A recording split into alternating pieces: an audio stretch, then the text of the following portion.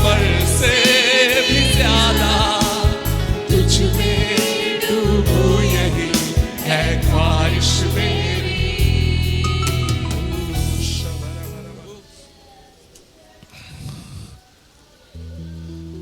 Book of act chapter 13, प्रेरितों की पुस्तक 13 अध्याय, उसके चंद वचनों को मैं आपके सामने रखूंगा।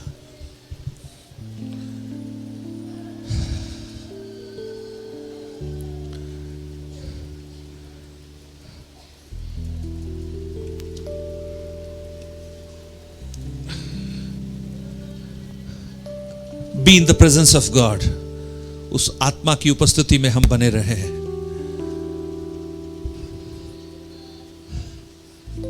बहुत सारे छुटकारे प्रभु ने भेज दिए हैं, विश्वास कीजिए। कई लोग चंगे हो गए यीशु के नाम में।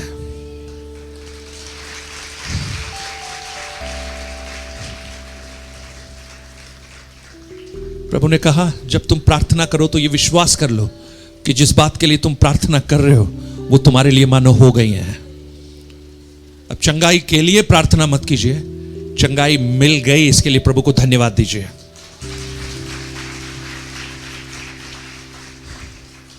प्रेरितों की पुस्तक 13 अध्याय उसका 1 से लेकर 3 तक वचन में लिखा है, अंताकिया की कलीसिया में कितने भविष्यद्वक्ता और उपदेशक थे, अर्थात बरनबास और शिमोन जो नीगर कहलाता है, और लुकियुस कुरोनी, और देश की चौथाई के राजा हेरोदेस का दूत भाई मनाहेम और शाऊल। जब वे उपवास सहित प्रभु की उपासना कर रहे थे तो पवित्र आत्मा ने कहा, मेरे निमित्त बरनबास और शाऊल को उस काम के लिए अलग करो जिसके लिए मैंने उन्हें बुलाया है। और उन्होंने उपवास और प्रार्थना करके उन पर हाथ रखकर उन्हें विदा किया।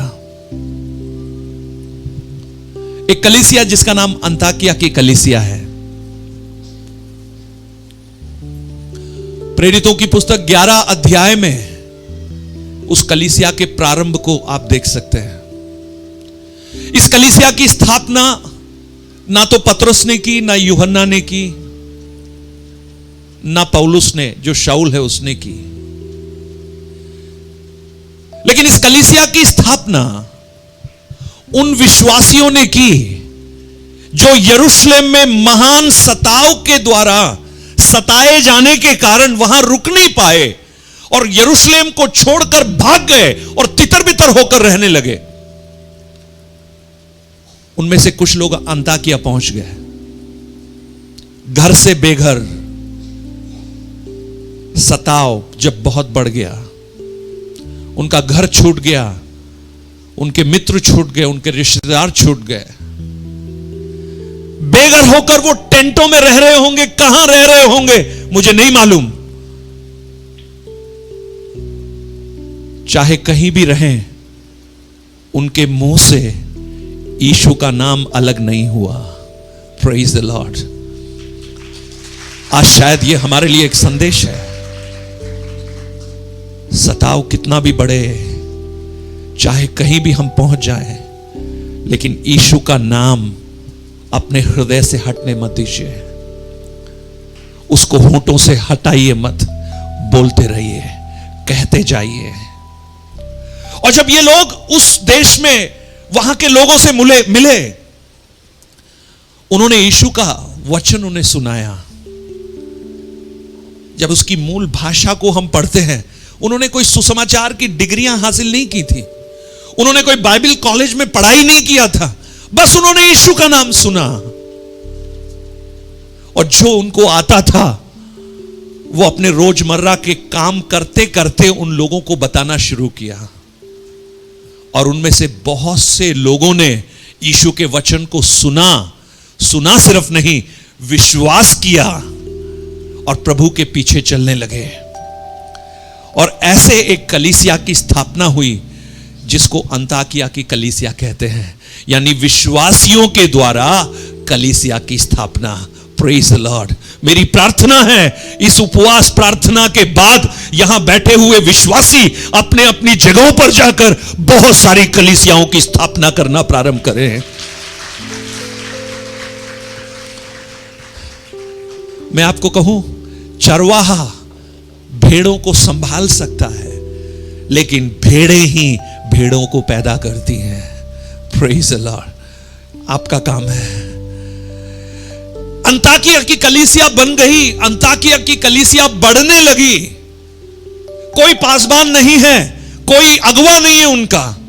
और जब यह खबर यरूशलेम में पहुंची तो उन्होंने सोचा कि उस कलीसिया को देखें तो सही क्या है वो। तो उन्होंने बरनबास नामक एक व्यक्ति को, जो उस कलीसिया का नेतृत्व करने के लिए भेजा, और बरनबास उस कलीसिया में आया। उस अंताकिया की कलीसिया में जो अन्य जातियों से भरी हुई थी, कुछ यहूदी भी उसके अंदर थे। लेकिन 11 अध्याय उसके 19 वचन को जब हम पढ़ेंगे, एक बार पढ़ लीजिए प्रेरितों की पुस्तक 11 अध्याय। जो लोग उस क्लेश के मारे जो स्तिफनुस के कारण पड़ा था तितर बितर हो गए थे, वे फिरते फिरते फीनीके और साइप्रस और अंताकिया में पहुंचे, परंतु यहूदियों को छोड़ किसी और को वचन ना सुनाते थे। ये वहां से शुरुआत हो रही है 19 वचन से। उस सताव के कारण जो स्तिफनुस के कारण हुआ था, लोग तितर बितर हो गए, लेकिन जाकर उन्होंने वचन सुनाना प्रारंभ किया। और जब कलीसिया बढ़ने लगी तो एक व्यक्ति बरनबास को भेजा। 22 और 23 वचन पढ़िए। जब उनकी चर्चा यरूशलेम की कलीसिया के सुनने में आई तो उन्होंने बरनबास को अंताकिया भेजा। वह वहां पहुंचकर और परमेश्वर के अनुग्रह को देखकर आनंदित हुआ और सबको उपदेश दिया कि तन मन लगाकर प्रभु से लिपटे रहो। अभी आप देखिए, बरनबास जो यरूशलेम से आया, उस कलीसिया में पहुंचा। अन्य जातियों से युक्त एक कलीसिया है, कोई अगवा उनका नहीं। लेकिन जब बरनबास उस कलीसिया में पहुंचा, जानते सबसे पहले उसने क्या देखा? उसने किसी के वस्त्र को नहीं देखा, उसने उनकी वेशभूषा को नहीं देखा, उसने उनके हेयर स्टाइल को नहीं देखा, उसने उनके बैठने के तरीके को नहीं देखा, वो कैसे आराधना करते हैं उसको नहीं देखा।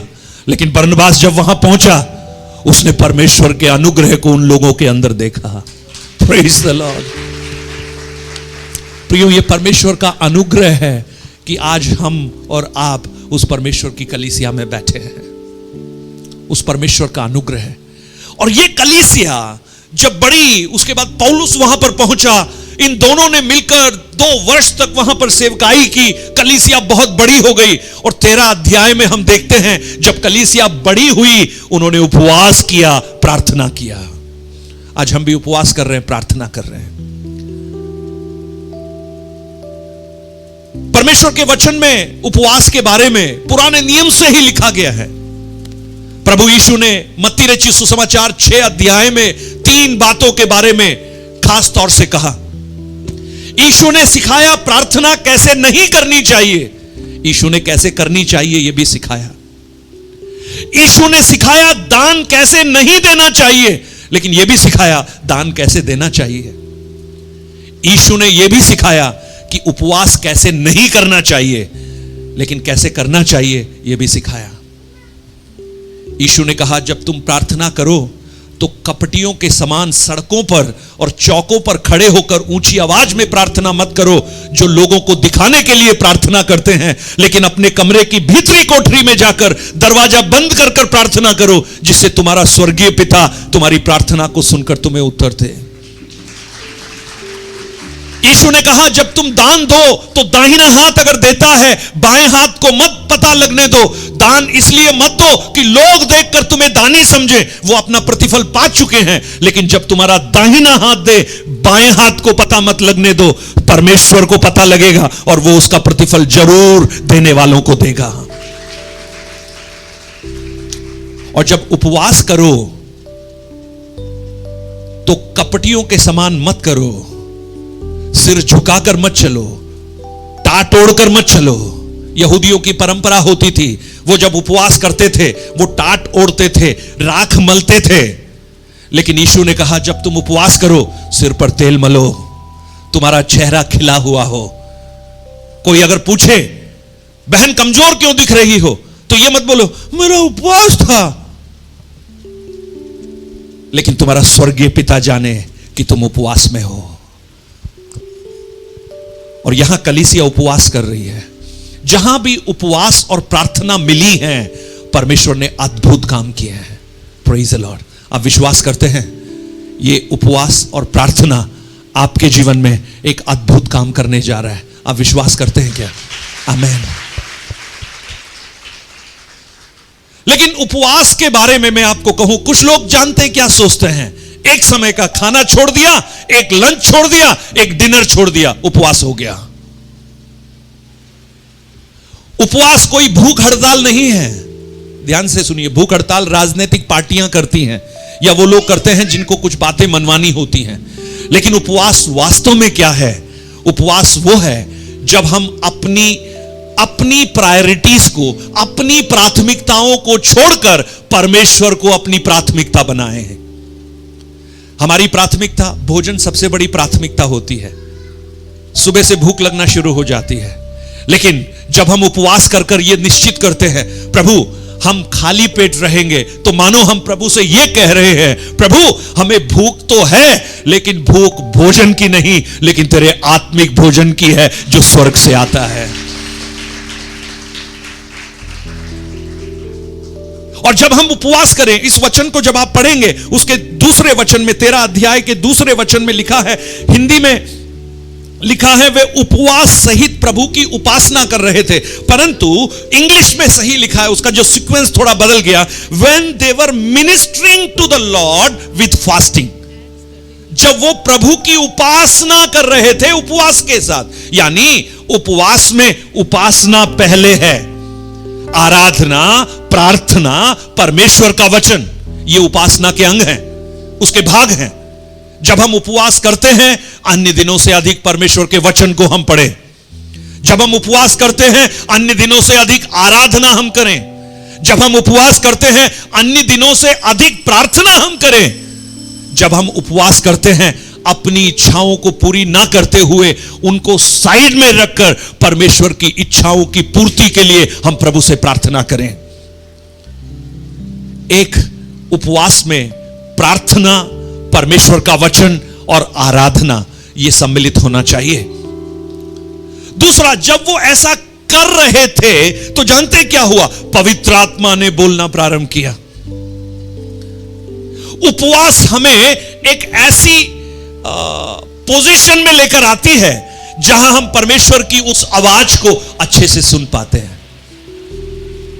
यानी हमारी पोजीशन को, आपने कई बार जब बच्चे या कोई व्यक्ति आपको बुलाते हैं तो आप फिर से बोलते हैं, हां सुना नहीं, क्या हुआ? आप कान उधर लगाते हैं ना जिधर से आवाज आ रही है, क्योंकि आप अच्छे से सुनना चाहते हैं। उस स्वर्ग के ध्वनि तरंगों को सुनने के लिए हमारे आत्मिक कान भी संवेदनशील होने चाहिए।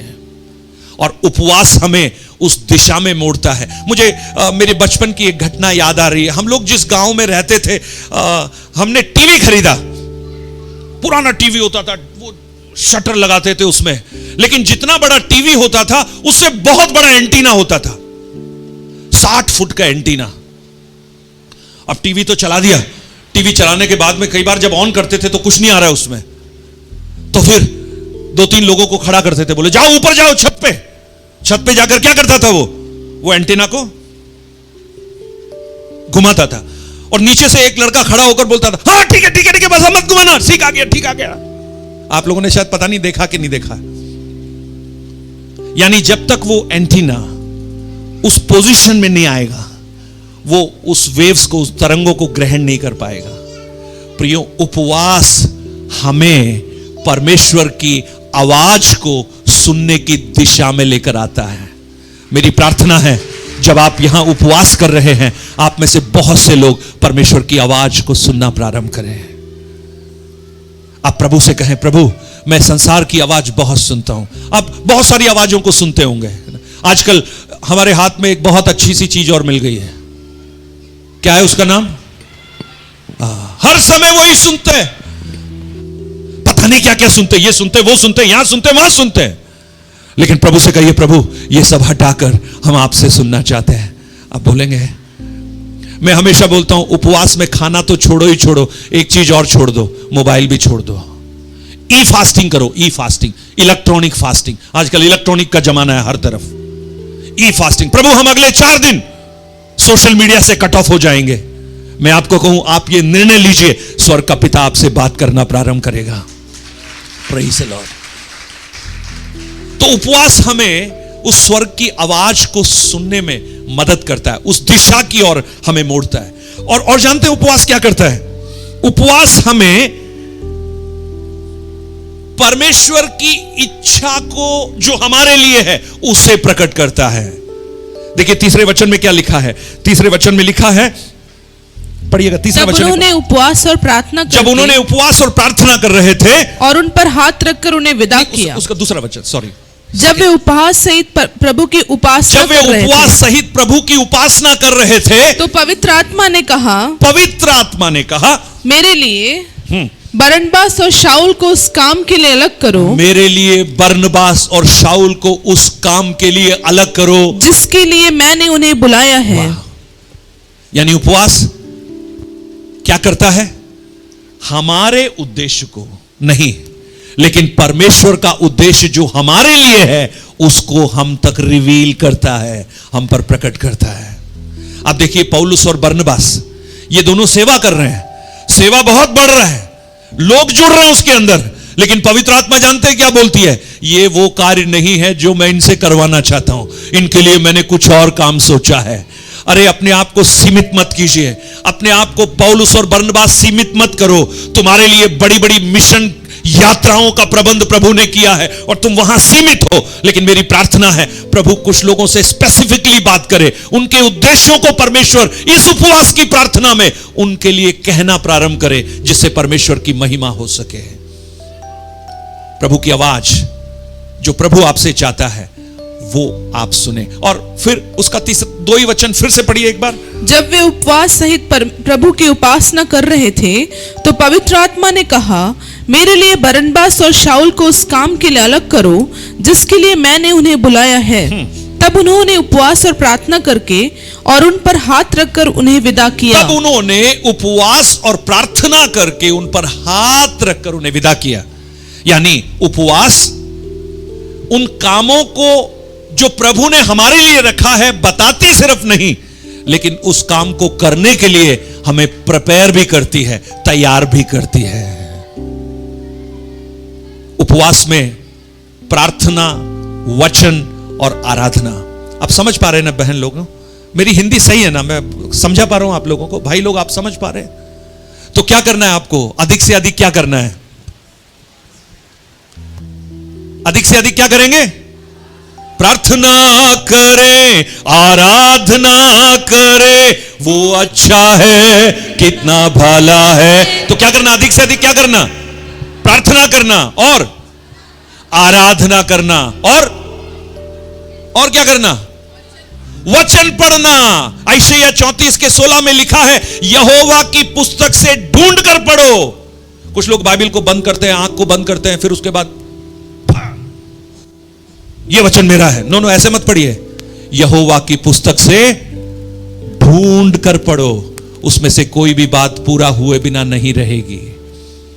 तो वचन पढ़िए, इन दिनों में अधिक वचन पढ़िए और अपने कानों को संसार की बातों से हटाकर परमेश्वर की ओर मोड़िए।